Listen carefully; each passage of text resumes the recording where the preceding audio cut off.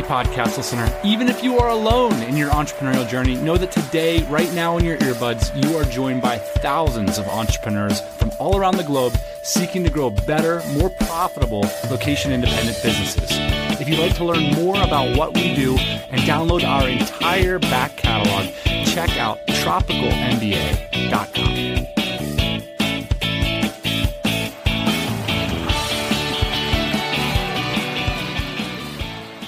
Welcome to another episode of the TMBA podcast. It is Thursday morning, depending on where you are.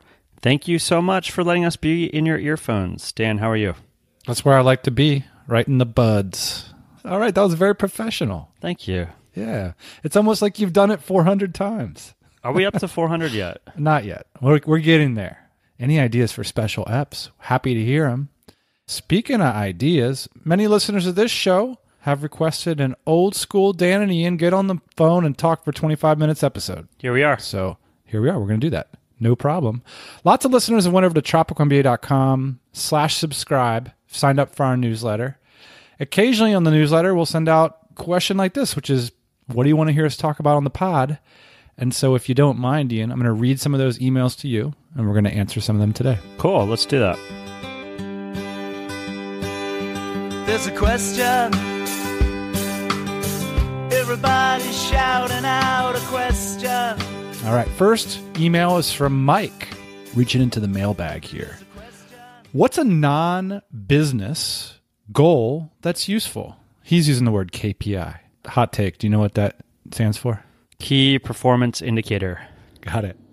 So KPIs we use in our business to figure out if things are going in the right direction. And so Mike's asking, in your personal life, did you do stuff like this? Like books read, Audible badges, so audible.com badges, tapas eaten or not eaten. Does a healthy mind, body, and soul lead to better decisions? If so, then should there be a KPI for that? Keep up the great work. Thanks, Mike. What say you, good boss man? Well, I've got a couple ideas, but what kind of KPIs do you keep in your life? The first thing I thought of was that no one's winning when they're binging on TV and watching movies and sitting on YouTube. If your goal is to grow a successful business, then the opportunity is to develop habits that lead to that. I don't know. One of the things that I notice is different about me than a lot of people that might be in jobs that I hang around with, people that are friends, is that they might do things like play video games. They might watch a lot of TV series. And I just cut all that stuff out of my life because it doesn't add up. I'd rather read my Kindle. I'd rather read Feedly.com. So do you have a KPI for how many books you read every month? My answer is no, but I don't really need a goal because I'm in that habit of reading books every day. So KPIs in my life, my personal life. By the way, I just want to say we're answering this question not with necessarily healthy minds, bodies, or souls. So yeah. This is a business show. Hell of a goal, though. Yeah, I was going to say something funny how often does my girlfriend yell at me? Well, it's been 0 times this week, so I must be doing okay. But that's kind of a joke. But really, I think that a lot of the things that we track in our businesses, I also track in my personal life, So, and some of that actually just relates to happiness. How happy am I working on this project, And it could be the house project that I'm working on now, or it could be the business project that I'm working on now. For example, KPI, I guess, that I have in my personal life is I bought this house about a year ago, been working on it, took it down to the studs in a lot of places, completely remodeling it. And my goal when I first bought the place was I'd like to have this completely refinished in 1 year. And the 1 year mark is basically right now, Dan. And I'd say I'm about 70% done. I feel like I missed that goal in a lot of ways, but a couple other things happened too, which was, I actually kind of realized this recently. The other night, me and a couple friends went out to dinner. These are guys that have helped me a lot in building the house and doing a lot of the refinishing because I didn't have the experience that they have. And so they came over, donated tons of their time and expertise and tools. And I'm really grateful for that. The other night, they came over and we were supposed to do work, and we ended up just going out to dinner instead. And part of me was anxious at dinner. I was the reason they came over was to work on the house, and here we are drinking beers and have a good time at dinner, But then I started to think about it. I was this is ridiculous. How important is it that I really finish this project in a year, Versus how important is it that I continue to cultivate these relationships? And so there's always that compromise, especially in the business too. It's like, well, yeah, we didn't hit the goal. Maybe we didn't hit the KPI, but are we on our way to what that KPI represents, right? And that's the meta habit, is like, can you consistently take action towards your goals? And that's all that counts in business, right? On the house project, like I take action pretty much every other day. I'm doing something like in my downtime. I'm like painting this, or I'm doing this. It's all getting me towards my end goal. But does it really matter if it doesn't happen in a year? No. What we'll all remember with this project, or what I'll remember and the people that have helped me, is that we started it and we finished it and we're happy with the end result, not that it took a year and 6 months. Hey, before I read this week's ad, I just want to say thanks for all the feedback. This has been an exciting new thing we're doing, and people have been critiquing our ads. They've been critiquing my performance, and let's keep it going. Let's talk about GrowthNinja.com, this week's sponsor. So Growth Ninja creates effective Facebook ad campaigns. But there's only certain kinds of company that are going to get the most benefit from this kind of campaign. So let me ask you a few questions. First, do you know the average revenue per lead in your business? 2, do you know the typical conversion rates you achieve on your sales pages? And 3, do you understand the value of Facebook advertising? Even better, do you have live campaigns now, but they're not reaching their full potential? If you've answered yes to the above, you might have found a powerful new way to grow your revenue today on the TMBA podcast. And best of all, there's no fixed retainer fees. So you just pay for results, and you can choose either a fixed price per lead or to pay on a percentage of revenue for a direct sales campaign. You choose. If that sounds like something that could change your business for the better, go ahead and take a look at growthninja.com and be sure to mention the TMBA podcast to them. Thanks a lot to Growth Ninja for sponsoring the show. All right, we got a question from Robert who says, do you need to accept that you will lose your friends when you become an entrepreneur? I think yes, you do. I just think here's what happens, and we've talked about this many times on this show, is depending on what you're up to in your life, your personal life and your business, you will probably be associating with people that are also interested in these things. So for you, Dan, it might be cycling. For me, it might be auto racing. As it goes, like I'm not really interested in the same thing that I was interested in 20 years ago in a lot of ways. And so those friends have disappeared. There's something more about it, though, in the case of entrepreneurship, because when you listen to podcasts like this, like reading blogs, reading books, 4-Hour Work Week, and How to Become Rich, and Millionaire Mindset, all this kind of stuff, you become converted at a certain point, right? Like your belief system changes. And it's hard not to be annoying when you're in like the first few years of a belief conversion, you know? You're really hungry for resources, for connections, and you express that in order to find people that you can connect with, you know? And I think these beliefs specifically around personal and financial freedom can be threatening to others. Particularly when you start to get momentum a few years later, it can be embarrassing to talk about. There might be some people on the show that have dedicated, let's say, anywhere from a year to half a decade of their life, completely dedicated to this idea of financial freedom, of like providing generational wealth for their families, of like personal development journeys, growing a team and a business. And then to go back and like hang out with your old friends, say that you used to like go golfing with every weekend, you know, that you can no longer afford that time on the course.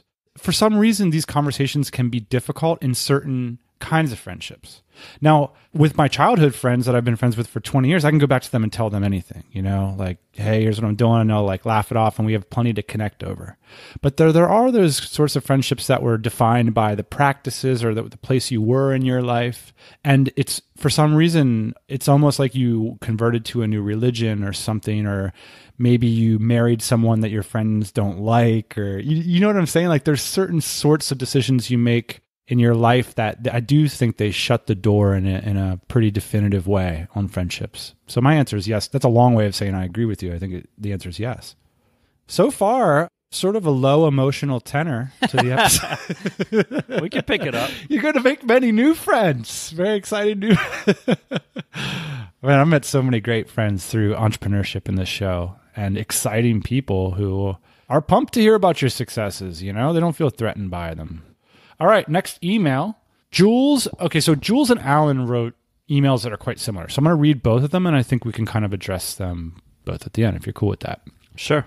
Jules writes some very nice things about this show, and then what I feel I lack, though, is a base of knowledge on how to start an online business, how to build a website, and how to sell online. Would you be able to point me in the direction of any useful resources for those starting out and wanting to educate themselves? Okay, and the next question, a little bit similar. I want to quit my job and travel the world. I want to join a mastermind group, but I don't yet qualify for many of the ones that exist online. There are so many opportunities, I just don't know where to start or how to pull the trigger. If you could start your business over again with your current knowledge and experience, what would you do? Can you outline the step-by-step process? What are the best cost-effective businesses that aspiring entrepreneurs need to consider first? I'd like to ask you, where do I start? Okay, so we have two questions sort of coming at the same idea, where do I start, from the different angles. The first angle is, I don't feel like I know where the information is or how to find it. And then the other angle is, well, there's so much information that what I really want is you guys to point me to what you trust, what you think would be the best information. So this is a big question. Okay. I'll start. And I just need to get this out of the way, and then we can go on to answering the question. So let me just start with this. Okay. All right. That's very negative. You're going to have to describe why you're feeling that way. Okay. So I think that these are both good questions, but also you could have written these emails. This isn't... Oh, I'm going to tell a story about how I had this exact problem. Okay. Great. Yeah, and how I solved it. Yeah. I could have written these emails, but I didn't, but I lived this life. And so, but here's the reason why I say in 2017 is because in 2006, when I had this problem, not even 1/100th of the information that exists now exists online. So like what I'm talking about here is the information to start an online business is plastered everywhere all over the internet. In fact, 2 or 3 weeks ago, I wrote an article on our blog, the TMBA, for free about how to start an Etsy business tomorrow. And I laid out all the opportunities that I saw in Etsy and how you can potentially start a business tomorrow. So that's the first thing I would say. We have a 10 series blog. It's over 5 articles on how to start a business with your blog. We have a 10 episode series on how to start a productized services business. We have 380 plus episodes, many of which go into detail about a variety of business models. Would it help if there was 3,800? We are essentially creating what we wanted, and the information that we needed back in 2006, we basically, I feel these people's pain. I mean, that's why we created all this information. I would be willing to bet that Alan and Jules, if you run the probabilities on it, they're probably smarter than us. So what's not working out here? So being smart doesn't have much to do with, I think, being successful as an entrepreneur, believe it or not. Wow. One of the key attributes of an entrepreneur and somebody that's successful starting a business is operating with incomplete information. Right. And in other certain contexts, you could categorize someone who operates with incomplete information as a doofus. You put the car in drive and you start going forward, even if you can't see the road, you don't know where the road goes, but you put one foot in front of the other. So let me tell my story, Dan. 2005, somewhere around there, living in a 1-bedroom apartment with my good buddy in San Diego. I remember this like it was yesterday, sitting on the ground, drawing out ideas for Modern Cat Designs, that company that we own together, Dan. Drawing out these products that I thought were really going to make a difference in the pet space. And eventually we went on to make a couple of those products. But at the time I was drawing these things out and I was asking myself like, okay, I have an idea. How do I execute on this idea? And I just had no idea. So I understand where Jules and Alan are coming from. Like, I just didn't know how to get a product made. I didn't know how to market it online. And a lot of those resources weren't available. And so what did I do? I went and got a job working for someone that was making products, because that was the clearest path, and I still think it is today, the clearest path to developing your ideas is to go work for someone else that's developing similar ideas. No amount of knowledge is going to make you an entrepreneur. That's the bottom line. It's something that you do. It's like saying, what's the best resource for how to ride a bike? Well, I could take you to a blog post that walks you through this idea of like, well, sit on the seat, put one foot over the other onto the pedals. But that's pretty basic stuff, right? And certainly once you're adept at feeling how it feels to ride a bike, you can read some further information that says, well, put your elbows in a little bit, you'll go 5% faster, whatever. But the key thing is that you got to learn how to ride a bike. Probably on your own too, by the way. If you go work for somebody else, they might toss you on the bike and kick you out the front door and say, balance, or else you're not going to get paid. And that's not a bad way to do it, actually. Yeah.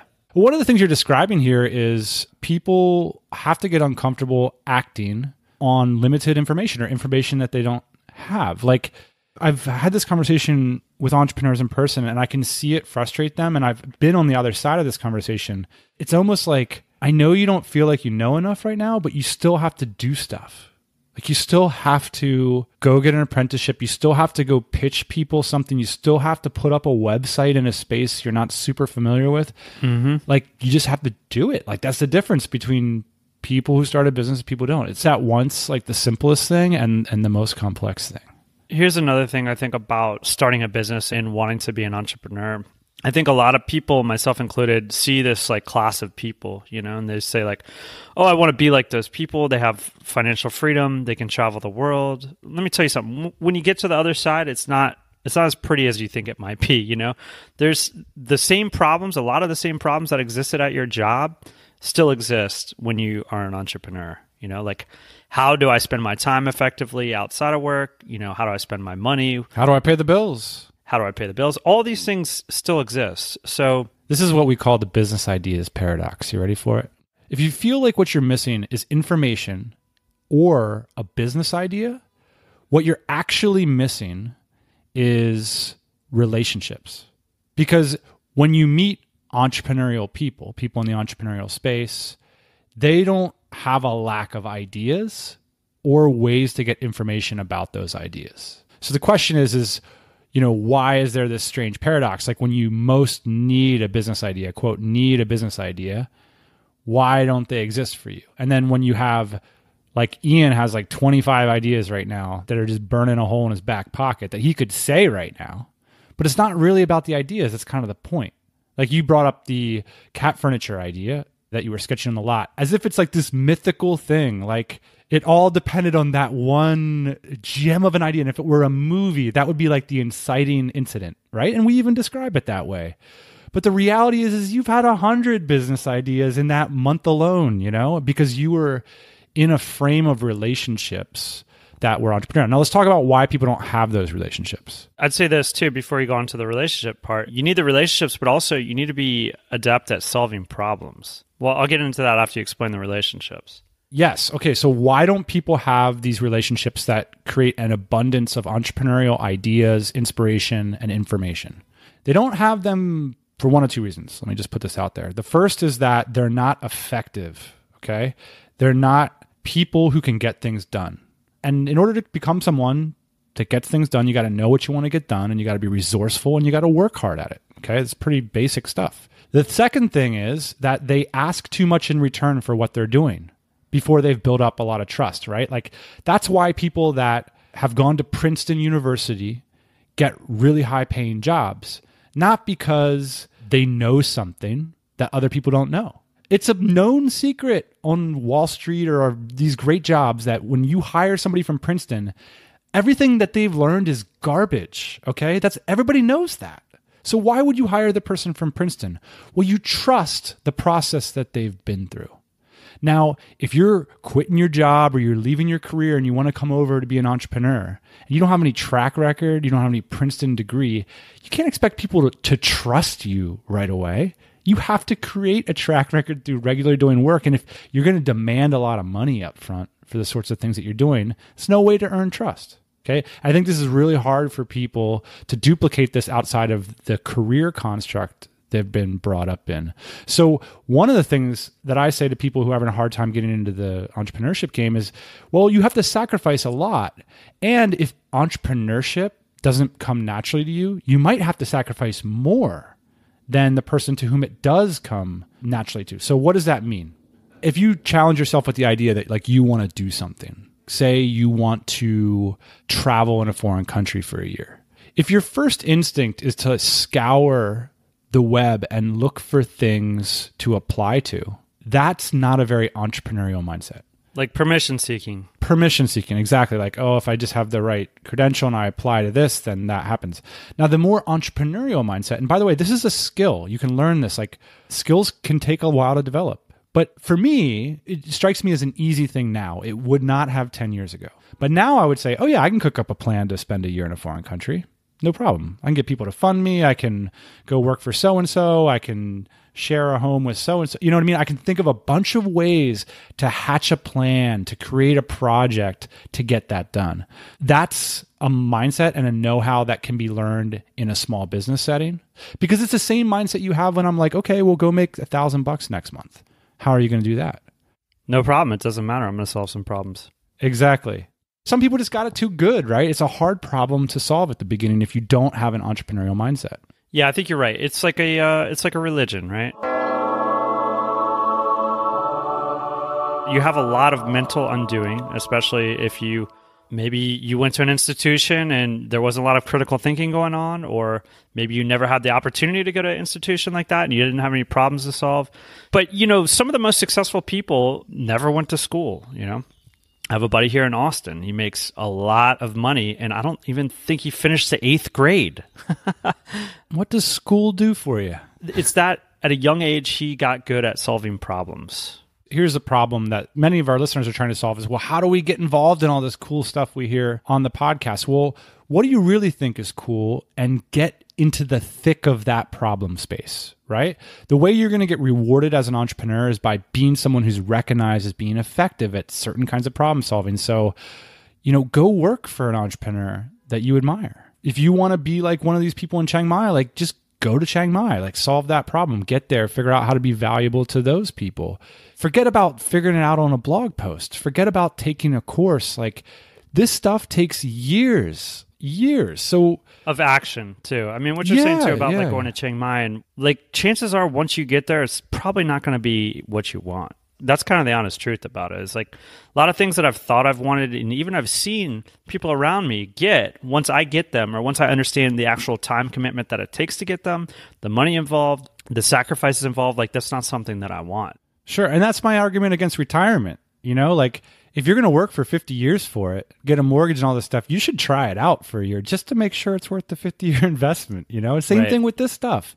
I think everybody that's in this position too, and I think probably one of the differences, me in this position, Dan, 10 years ago, my mindset, and the reason why some people will fail and some people will succeed, is there was no question in my mind that I was going to succeed. Meaning like I didn't know exactly how I was going to succeed. I didn't know how I was going to be my own boss. I didn't know how I was going to make money. But the option of not doing that was like too great. It was like death to me. And it still is like death. It's not built into everybody.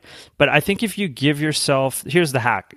You do not allow yourself any other option but to succeed. Keep that with you. Keep that as your mindset.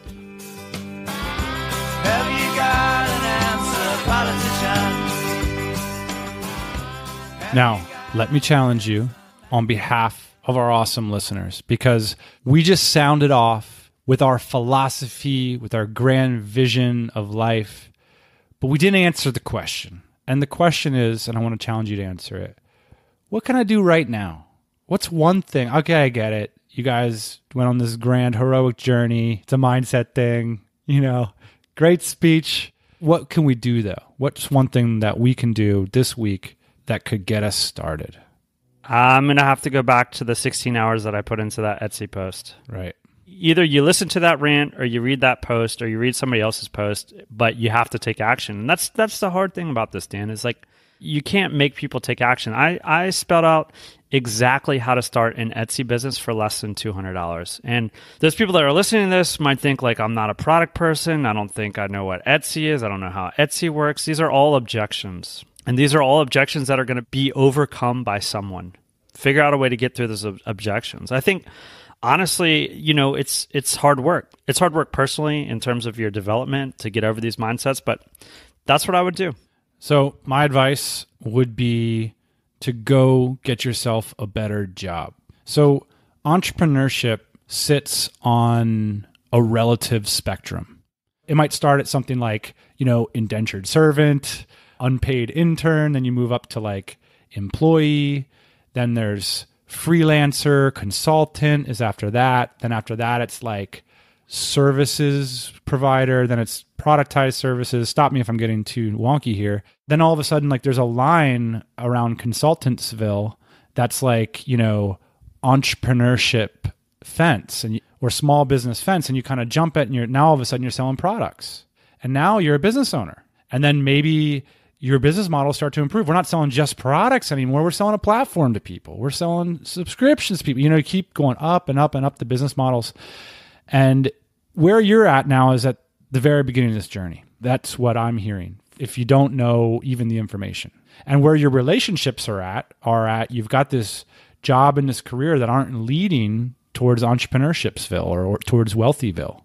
And so for me, it's all about finding a job that puts you on that trajectory. And sometimes these things are a little bit difficult to predict, but I would find ways to improve your job. And the reality is it's a lot easier if you're at the beginning of the journey to sell yourself to a potential employer or a potential mentor than it is to sell products or services if you don't have that experience. So maybe what you need to do is develop a list of businesses, industries, people that you find fascinating, that could be a part of your journey, that you're willing to really go out of your way to serve. Because again, there's no reason anybody's going to trust you or pay you at the beginning. And go work your buns off for them. And what you're going to get in return is the knowledge and relationships that you seek. Or none of that's going to happen. It's going to be a complete disaster. I really don't think that's what's going to happen, Dan. I mean, what I said before, I believe, and if I'm taking your advice, if you think that you have no room for failure, I mean, and we're talking about colossal failure here, like death, not having a job for 10 years, none of those things are real possibilities here. Like, you will get success if you take action. It might not be the kind of success that you dream of in the first year, but year 10, if you keep chipping away at it, I have never, ever met anybody that didn't achieve that kind of success eventually.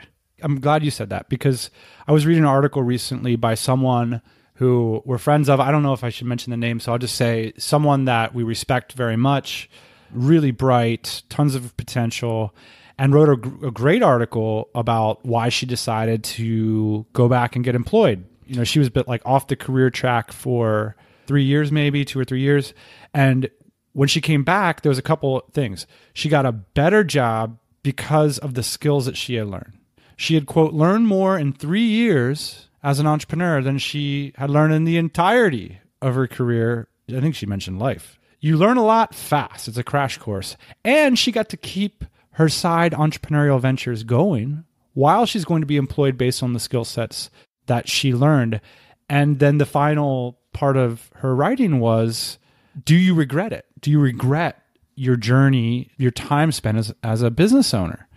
And she was like, heck no, of course I don't. And I meet a lot of people who've regretted their careers.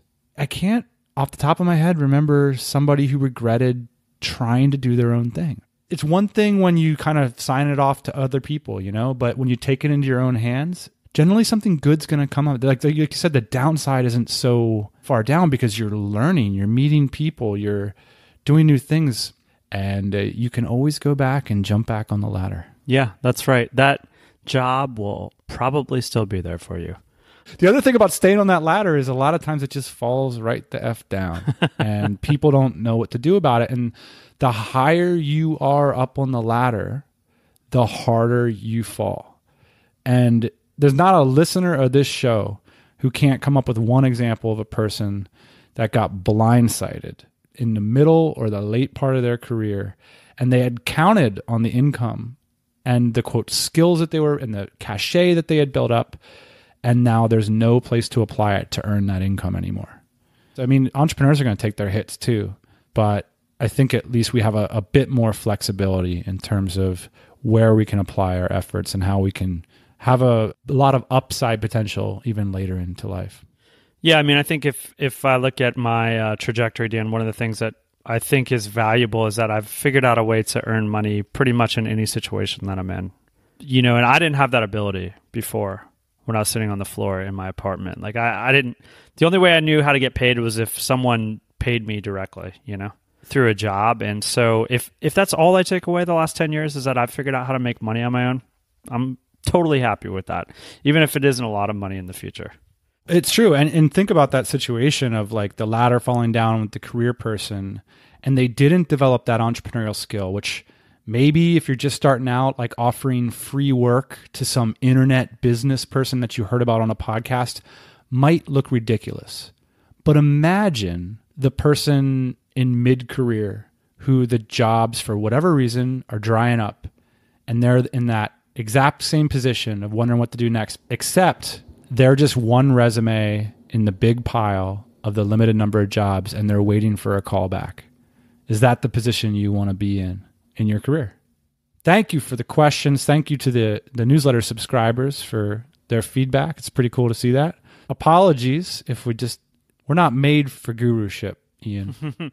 I know. At one point in the conversation, you're like, I don't know. And I was like, oh, geez, how are you going to say you don't know? But I'm just sharing how I feel. It's how you feel and the things that you've gone through. And like, I don't want to be a guru either, man. I think that's crazy. But what we can do is just try and share our experiences and the people that we've been around. And that's all I know. Well, share me your experience. What have you been up to the last few months? What's your news update? How do you spend your days? I spend a lot of my days working with you on this podcast and on the DC, which is our community, the Dynamite Circle. A lot of people, they say like, well, what are you guys up to? Because I think from the outside, especially people that are close to me, like I look semi-retired. I spend a lot of time racing cars and working on my house. But honestly, the majority of my mindset goes to the podcast and to the business. Yeah. I think that I could probably do a better job articulating that to people or showing people how that's working. That's why I asked you about it, because I was at a DC Gento third Thursday every month, 20 cities worldwide, hanging out with probably about 12 of us there.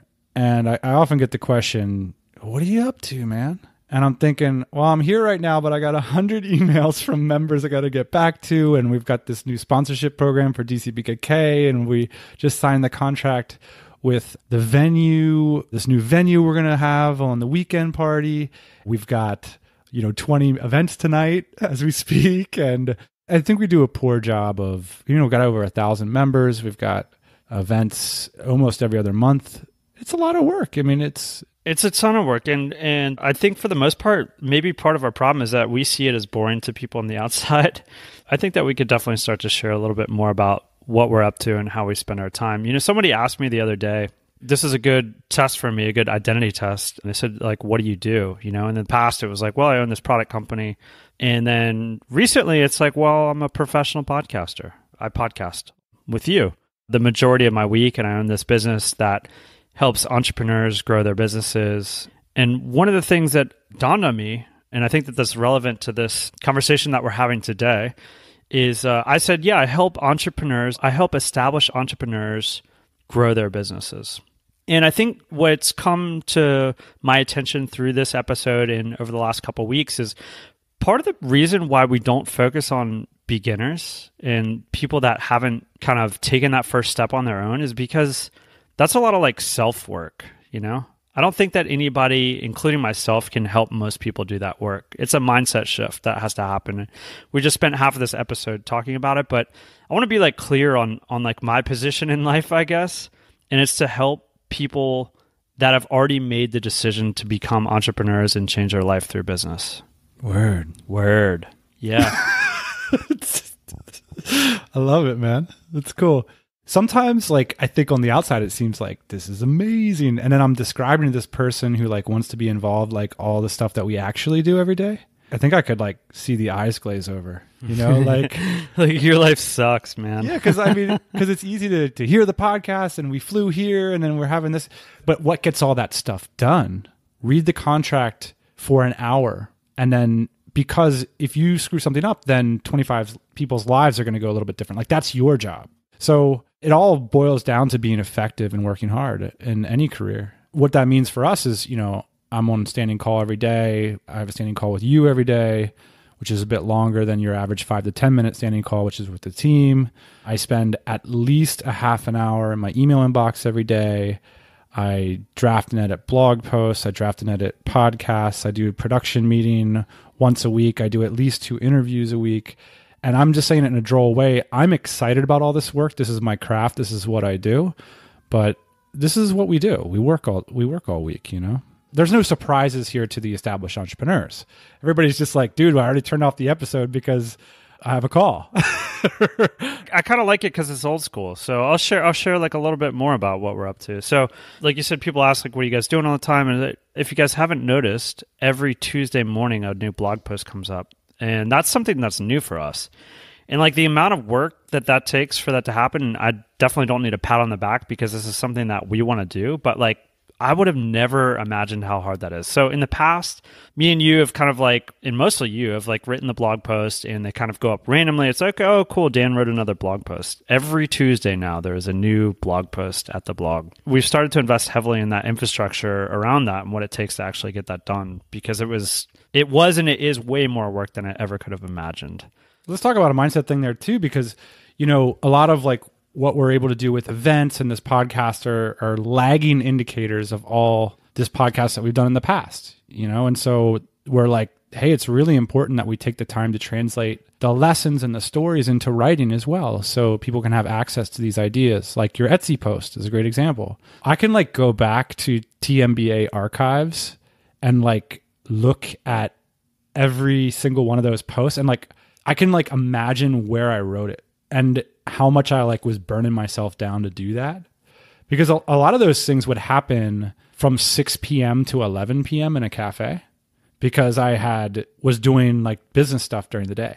That's one of the struggles for us too, is like, these are things that we used to do ourselves. And now like with the podcast is a good example of like getting other people to help about things that you thought that only you could do, And keep in mind too, like, and again, don't need like a special award for this or anything, but like the playbook is far less written for this kind of business than it is a lot of other types of businesses too. So, one of the challenges that we're having is just trying to figure out how to monetize content, how to organize content, how to present it in a way that's compelling to people, how to get sponsors on board for paying for some of the production of this content. And this is a new business for us too. I mean, when I say new business, we've been doing it for a long time, but I certainly wouldn't say for me, Dan, this is like my area of expertise. Like this is very much out of my comfort zone, trying to figure out how to monetize a business like this. Like I've self-identified as a product guy in the past, or a guy that owns a product business. So learning curve is steep for me personally, and also the relationships too. So I'd say only in the past 2 years have we started to really develop relationships with people like our producer, Jane, that can actually help us write content and create podcasts. We're also working with other outside editors that help us to edit some of the posts. No ghostwriters. That's not, I just want to be clear. It's pretty obvious when you read our posts that there's not ghostwriters, but a lot of people be ghostwriting out there. That's an interesting thing. I kind of like this idea though of like, if we could have somebody facilitate our ideas into posts, it wouldn't have to be like somebody's writing and then saying it was us that wrote it, but that's a possibility too. Because there are a lot of stories that don't make it out for one reason or another. I mean, one of the suggestions I got, it's kind of cool that we're having this conversation. I was talking to a community member the other day, and I don't know what the barometer is on people wanting to hear from us. So maybe it's worth publishing this and seeing what people think. I think it might be good if you just do it really, really periodically, or try to make it more valuable to people. Yeah. But I think people assume, because we don't talk much about what we do, is that we're retired. But I think if you look at things like, for certain things, like we have a team, it's awesome. Like Jane's amazing, Jessica's awesome, Kat's awesome. We have people that we talk to every day and collaborate with. Arison's awesome. And we have a bunch of contractors we work with. But it's hard just to have things like an advertising program appear on your podcast without a lot of work. Or we want to make DCBKK a much better and much more profitable event this year. Like, the other thing that we haven't probably shared with people is how you and I every single week go back and forth about new business ideas. But why haven't we launched one? I was having a conversation with somebody that I respect, somebody that's super successful online marketer. He was asking me the same question. He said, like, what are you up to? And so I gave him the spiel that we just gave right now, which is like, we're really busy with this woe is us podcast and all this stuff. And he said, well, yeah, but I expect you to do some pretty big stuff. Like, when's the next, 25 person company coming around? And I said, the truth is, like, we explore those ideas like every single day. And I'm just not comfortable acting on something until it like very much aligns with where I want to go and the kind of money that I want to make and et cetera, et cetera. And I think one of the things he said to me, which was a little bit of affirmation, but I don't really necessarily agree with it. It's just kind of the situation we're in. He said, I really respect that you just don't jump into these things, that you take time to consider. And I think, honestly, Dan, that's kind of the point that we're at in our careers right now. We just don't have to jump into anything we don't want to jump into. And that's a super luxurious position to be in. And it's one that I'm very fortunate to have. But on the other hand, I think you could say, well, you guys are going to wait a long time, 5 years, 10 years or whatever, until all your money runs out. And then you really have to do something. I don't think that that's the case. We are actively pursuing these ideas, going back and forth with spreadsheets, Google Docs, trying to figure out how to make this happen. So I do think eventually we will have some of these other businesses going on. And I look forward to updating everybody when that happens. Well, I have a few thoughts on that. I feel like, there's a lot of people, like as we built a name for ourselves and as a lot of people got to know us, there's a lot of pressure to be more successful. And people are asking those questions like, we see what you guys have done. You have potential. Why haven't you realized your potential? And there's a bunch of reasons maybe why we didn't. But first off is that we're not geniuses. You know what I mean? Like, ain't no Mark Zuckerberg on this phone call right now. No offense, buddy, but I think we do have a lot of potential, but I just think it can be dangerous to operate under that pressure. It's like, and some of how I responded to what you were saying is like, it helps to know yourself. I guess I'm not as disappointed by our progress as some people are. It's an interesting pressure, because I do feel like we're so public in a lot of respects. I think that I personally maybe put a little bit more pressure on myself than you do, Dan, with this respect. But I think over the last year and a half, like I've really maybe justified not acting on these things through basically them not being the perfect opportunities. It's not to say that I'm waiting for the perfect opportunity. What I'm saying, I guess, is I'm trying actively to craft the perfect opportunity, and that takes time. It's not surprising to me that it's taken this long, I guess. And here's the other thing, Dan. I've probably had 25 opportunities since we've closed down that business to start similar businesses to the one that we sold that could be just as successful, and I have chosen not to go down that path. And I think that that's important. We sold it for a reason. Yeah, and I could replicate it tomorrow is what I'm saying. So if I really want to be busy, if I really want to work, 80 hours a week again, if I really want to make that kind of money again, I can certainly do that tomorrow. There's a reason why I'm not doing it. It's because I don't want to. There's a question.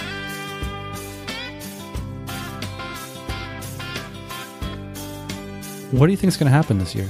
Personally or financially or in the business? In the business. What's going to happen for the listeners? They're going to get a lot more content. That's what I think. Yeah, they're going to get a lot more content. A lot more information that refuses to give actionable answers on what they can do.